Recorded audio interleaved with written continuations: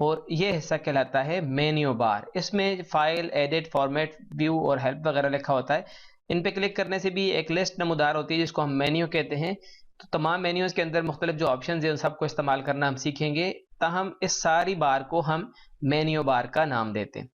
यहाँ पे आपको काली सी लाइन ब्लिंक करती हुई नजर आएगी शुरू के अंदर, इसको हम कहते हैं कर्सर। कर्सर असल में होता है लिखने के लिए कि जो कुछ भी आप लिखना चाहते हैं, टाइप करना चाहते हैं, तो वो आप यहाँ से कर्सर के जरिए से लिखते हैं। कर्सर की मूवमेंट जहाँ पे होती है वहां पे आपकी लिखाई होती है।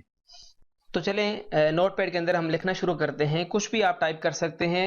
टाइप कैसे करना है उसके लिए मैंने एक अलग से वीडियो रिकॉर्ड करके रखी है। इस वीडियो का लिंक भी आपको यहाँ पे स्क्रीन के ऊपर भी मिल रहा होगा और इस वीडियो के डिस्क्रिप्शन में मिल रहा होगा। तो टाइपिंग के मुतालिक तमाम मालूमात मैंने वहां पे डाल दी हैं ताकि हमारा वक्त बच सके। इस वीडियो के अंदर हम सिर्फ नोटपैड के ऊपर बात करेंगे। तो मैंने एक जुमला टाइप कर दिया, माई नेम इज़ अजीज़। आप कुछ भी टाइप कर सकते हैं और जितना चाहें आप नोटपैड की स्क्रीन पे लिख सकते हैं। लिखने के बाद अब मैं चाहता हूं कि जो कुछ मैंने लिखा है इसको मैं अपने कंप्यूटर में सेव कर लूं, महफूज कर लूं, ताकि फिर भी कभी मुझे ज़रूरत पड़े तो मैं उसको दोबारा से वापस ला सकूं। तो जो कुछ भी आपने लिखा होता है, जितना भी बनाया होता है, उसको अपने कंप्यूटर में महफूज करने के लिए आप फाइल मेन्यू पे जाएंगे और इसमें मुख्तलिफ ऑप्शंस में से आपसे पहला ऑप्शन, यहाँ पे तीसरा ऑप्शन होगा जो आप चूज करेंगे, सेव का ऑप्शन। सेव पे क्लिक करने से आपके सामने इस तरह का डायलॉग बॉक्स आता है कि आप इस फाइल का कौन सा नाम रखना चाहते हैं। यकीनन कोई भी फाइल होती है कंप्यूटर के अंदर, उसका कोई ना कोई नाम होता है। तो जो भी आप यहाँ पे फाइल का नाम रखना चाहें आप अपनी मर्जी से रख सकते हैं। इस एरिया के अंदर आपने लिखना होता है और जो कुछ पहले लिखा हुआ है उसको आप डिलीट कर सकते हैं, वरना आप वैसे ही लिखना शुरू कर दें तो ये वाला जो है, जो कुछ पहले से लिखा होगा, ये खत्म हो जाएगा। मैं यहाँ पे नाम लिख देता हूँ, मसलन कुछ भी लिख सकते हैं। मैं इसका नाम रख देता हूँ अजीज डॉक्यूमेंट और इसके बाद हम यहाँ पे सेव के बटन पे क्लिक कर देंगे।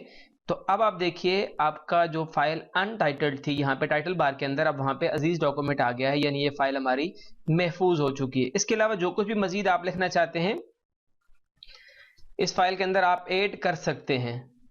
जैसे जैसे आप ऐड करेंगे, अब अगर आप सेव के ऊपर क्लिक करते हैं तो आपकी फाइल आपसे नाम नहीं मांगती, क्योंकि इसका फाइल का नाम ऑलरेडी मौजूद है। ये जो तब्दीलियां आपने की हैं फाइल के अंदर, ये तब्दीली इसी फाइल के अंदर महफूज हो गई। तो कहने का मतलब ये है कि आप जैसे जैसे काम करते जाएंगे, आप साथ साथ फाइल में सेव करते जाएंगे, तो उसी फाइल के अंदर आपका डेटा सेव होता जाएगा। याद रखिए, अगर आप सेव नहीं करेंगे और किसी वजह से आपका प्रोग्राम बंद हो गया तो बगैर सेव की हुई जो भी चीज होगी वो सारी की सारी जाया हो सकती है। इसलिए साथ साथ सेव करना बहुत जरूरी होता है। अब हमने एक नई फाइल बनानी है। मसलन मैं कहता हूँ ठीक है मेरे इस फाइल पे काम खत्म हो गया, नई फाइल बनाते हैं। तो फाइल में जाके न्यू पे क्लिक करेंगे तो आपके सामने नई फाइल आ जाएगी। ये देखिए अनटाइटल्ड नोटपैड। अगर आपने कोई पुरानी फाइल जो आपने पहले से सेव की हुई है, चाहे पहले से कितने अरसे से सेव की हुई है, अगर आपके कंप्यूटर में मौजूद है तो आप उसको ओपन कर सकते हैं और उस पर काम भी कर सकते हैं। खोलने के लिए फाइल पे जाएंगे और ओपन पे क्लिक करेंगे तो आपके सामने उसी तरह का डायलॉग बॉक्स आ जाएगा और यहाँ पे आपने देखा कि ये वो वाली फाइल है जो हमने यहाँ पे पहले से सेव की हुई थी। तो जितनी भी फाइलें होंगी यहाँ पे नजर आ जाएंगी। अगर नहीं नजर आ रही तो आप यहाँ से इन ऑप्शंस को चेंज करके, अपने आइकन्स को छोटा करके आप इसको तफसील से देख सकते हैं और अपनी फाइल का, अगर आपको नाम याद है तो आप यहाँ पे डायरेक्टली नाम टाइप कर दें तो भी आप फाइल को ओपन कर सकेंगे। बहरहाल मुझे यह फाइल मिल गई है, मैं इसके ऊपर क्लिक करूंगा और ओपन पे क्लिक कर देने से मेरी फाइल ओपन हो जाएगी। तो कोई भी फाइल जो आपने पहले से सेव की हुई है उसको हम दोबारा से खोल सकते हैं और इवन उसके अंदर हम कोई तब्दीली कर सकते हैं और तब्दीली करने के बाद एक दफ़ा फिर सेव करेंगे तो उसी फाइल के अंदर हमारी फाइल जो सेटिंग है वो सारी सेव हो जाएगी। ताहम एक और ऑप्शन इस्तेमाल कर सकते हैं हम, सेव एज का। इस फाइल का देखिए पहले नाम था अजीज डॉक्यूमेंट। मैं फाइल पे जाता हूँ, सिर्फ सेव करता हूँ तो कुछ भी नहीं होता, क्योंकि जो तब्दीली हमने की है वो सिर्फ तब्दीली सेव होगी इसी फाइल के अंदर। लेकिन अगर मैं सेव एज करता हूँ यहाँ से तो वो हमसे एक दफ़ा फिर नाम मांगता है कि इसका फाइल का नाम लिखिए। अब मेरी फाइल का नाम पहले से था अजीज डॉक्यूमेंट, मैं इसको कर देता हूँ अजीज डॉक्यूमेंट सेकंड कर देता हूँ, या आप कुछ और भी रख सकते हैं। तो फाइल का नाम कुछ और रखते हैं, लिखने के बाद हम इसको सेव कर देते हैं। तो अब देखिए अब मेरी फाइल का नाम हो गया अजीज डॉक्यूमेंट सेकंड। लेकिन इसका मतलब हरगिज नहीं है कि जो मेरी फाइल पहले वाली थी वो खत्म हो गई है, उसकी जगह ये नई फाइल है। नहीं, दो फाइलें बन गई हैं। एक फाइल पहले से मौजूद थी, मैंने सेव एज किया, दूसरा नाम दिया, तो दूसरे नाम से सेम डेटा के साथ दूसरी फाइल बन गई। अब ये दो अलग-अलग फाइलें हैं। इसका मतलब है मैं एक में अगर तब्दीली करूंगा तो दूसरी में वो तब्दीली नहीं होगी, वो सिर्फ उसी फाइल में तब्दील होगा जिस फाइल के अंदर मैं चेंजेस करूंगा। मिसाल के तौर पे मैं यहाँ पे कुछ मजीद डेटा टाइप करता हूं।